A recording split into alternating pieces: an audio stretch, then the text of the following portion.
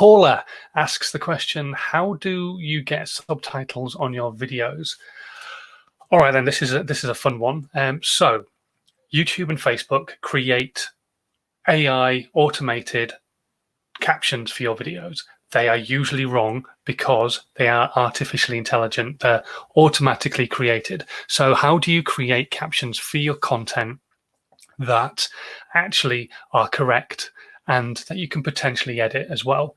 So there's a great piece of software I use. The link will be in the description box below after this video, called rev.com.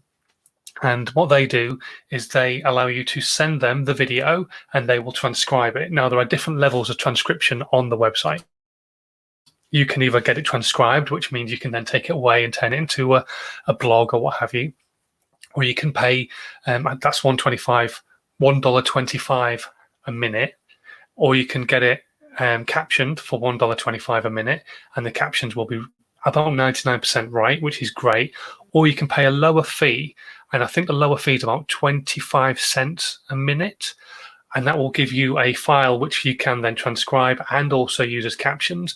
But you need to have then the ability to be able to edit the captions because they're only about 80% right. So you've got really two options. And a lot of other websites do captioning. This just happens to be the one I use and I have done for a very long time. And I just think they're a great website and definitely the one I would point anybody towards when they're looking for captioning. So if you've got the skill set, if you've got the software, you've got the ability, then go for the cheaper option, and then you get a basic captioning for your piece of content. You drag the captions over the top in your editing software and then just edit the captions as you go. If you don't have the knowledge, if you don't have the technology, if you don't have the skill set, go for the more expensive version, the $1.25 a minute. It will obviously give you a damn near perfect transcription, captioning. And what you do is you take the file that they send you, it's called a .srt file, and you can upload it when you upload your content. So on Facebook, you can add captions using the SRT file, same on YouTube as well. Now, you don't have to add them as you upload on Facebook or on YouTube. You can do it after you've done it. So you could upload a piece of content onto Facebook, upload a piece of content onto YouTube, and then say, actually, you know what, I really fancy having some captions on here, and then add the captions afterwards. If you're putting a video on LinkedIn, it's a totally different kettle of fish. You have to upload the video with the captions. Now, they don't have to be embedded into the video, but you have to upload the captions at the same time as you put the video live. You cannot edit a video once it is live on LinkedIn. You just can't. There's no way of doing anything to it once it is live.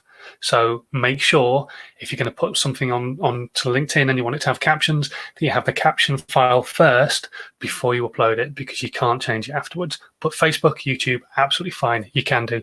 You could also, if you've got an audience on YouTube, for example, you could ask your audience to provide you with translations of your captions for different countries.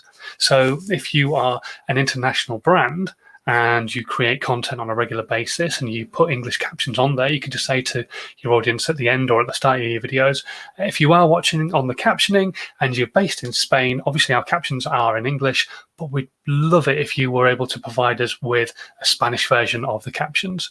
Because what's really great about sites like YouTube is that you can have multiple translations on there. So people can actually put in which country they're in so that they can watch the translation in that country. So when I used to create content for Slovakia, because my wife's Slovakian and I was learning Slovakian, I was able to get people to create not only an English translation, but a Slovakian translation and so on and so forth. So yeah, that's a really great little tip as well, which does help. Trust me, captioning really helps your content get out there further, and actually adding the SRT file afterwards does actually help more so than actually embedding it into the content. However, when it's embedded into the content, it's easier for you to just upload it everywhere with captions rather than worrying about adding the SRT file afterwards. I've probably confused matters a little bit, but just go and look at the link in my pants after this live session and go and have a chat with the guys at rev.com. The link that I send you will save you a few quid as well. So give it a go, give it a try. It'll save you some money. Helps you set up an account with rev.com, save you some cash.